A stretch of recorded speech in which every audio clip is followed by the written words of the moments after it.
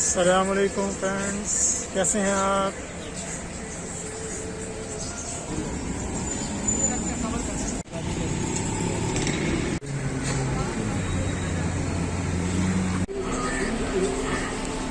Line up अल्लामा Iqbal express platform पे लग चुकी है।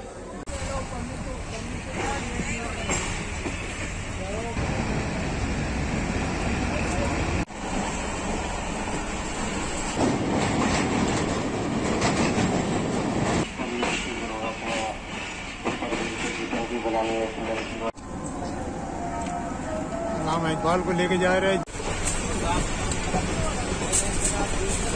माशाअल्लाह मस्जिद सजाई हुई है नवाब शाह में। दो नान टिक्की